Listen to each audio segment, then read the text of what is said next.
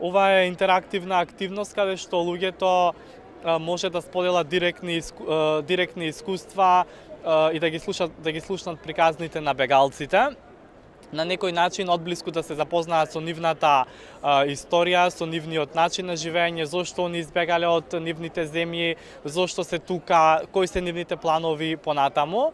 Инаку овој настане дел од низата на активности кои што ги спроведуваме низ различни градови низ Македонија, значи во Битола, во Прилеп, во Велес, во Охрид, во Скопје, каде што на некој начин живописно им ја доловуваме приказната на бегалците на пошироката јавност. Очекувате ли нова бегалска криза ова лето?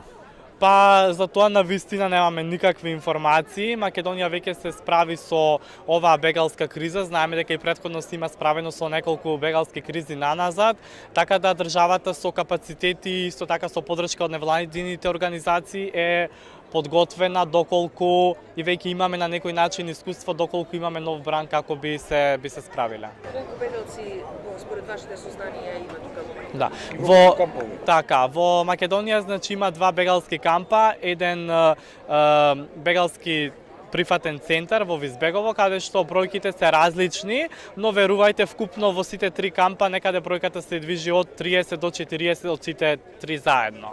Има ли според ваше сознание илегално преминување на границите, бидејќи денеска или вчера кој прочитав со една приказна од еден руски новинар кој што вели дека преку Шар планина веќе се привалуваат на Косово? Така, отворена порта работеше и покрај граничните зони, значи освен во камповите работиме надвори покрај граничните зони каде што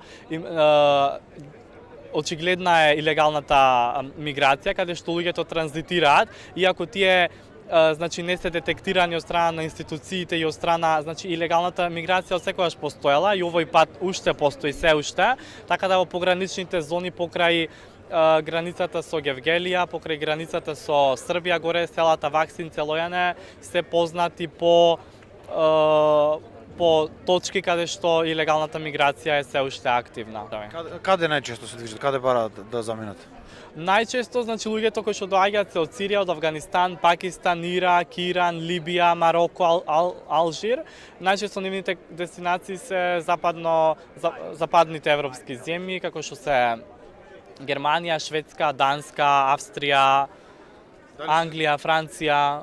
Дали се случило да бидат вратени од таму назад? Да, во последниот период, значи имаме, ние тоа го нарекуваме pushback, каде луѓето, значи од Србија се враќаат назад или од Хрватска, така да имаме и некој вид на мал незабележлив бран кој што луѓе, значи бегалци од соседството се враќаат назад кон Грција, бидејќи од таму има програми за релокација, нели Грција исто така дел од Европската унија, каде што имаат повеќе можности и начини. Секогаш има страх во Македонија кога ќе се организираат вакви дебати дека постои можност да се градат бегалски кампови. Значи таа е една тема која што веќе подолго време се наоѓа во јавноста. Кој е вашиот став околу тоа? Во врска со градбата на бегалски кампови, мислам дека таква информација ние невладините организации немаме. Ниту имаме сознание дека некој планира да донира или пак да гради бегалски кампови, имајќи ги предвид бројките на бегалците кои што преминуваат, односно транзитираат во Република Македонија, а поготово бегалците кои што бараат заштита во Република Македонија. Ако се земат предвид бројките со кои што моментално располага Република Македонија, односно бројките на бегалците кои што моментално бараат заштита во Република Македонија, сметам дека постоечките капацитети на Република Македонија се доволни за да ги згрижат овие бројки на луѓе кои што во моментов, како што претходно кажа колегата, имаме не повеќе од 10 баратели на азил во Република Македонија, кои што понатаму чекаат институциите да одлучат по нивното барање.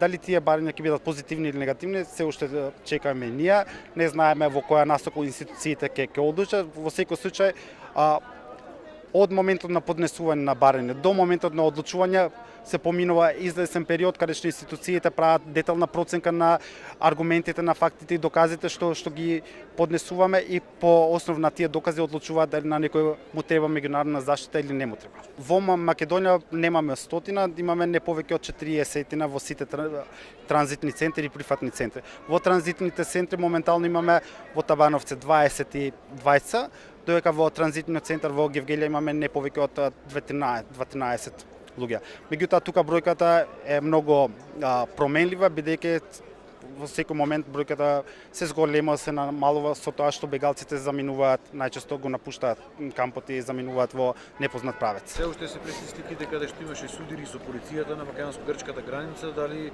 имаме капацитети да се справиме доколку дојде до нов бран на бегалците? Во моментов за нов бран немаме ниту ние информации, ниту поголемите организации кои што подолго ја следат оваа проблематика, имајќи исто така во предвид дека во Македонија оперираат и странски полиции, сметаме дека границата во моментов е добро заштитена, присутна е и војската, така да не очекуваме некој поголем судир од размери како што беа во минатото, кој што беа слика во Република Македонија. Не очекуваме таков судир. И само зошто овие трибини кога имаме толку мал број на бегалци, сметате дека граѓаните не знаат како треба да постапуваат бегалците? Овие трибини ги организиравме се со цел, бидејќи во последно време во медиумите имаше многу негативна кампања, поготово спрема бегалците и стравот што се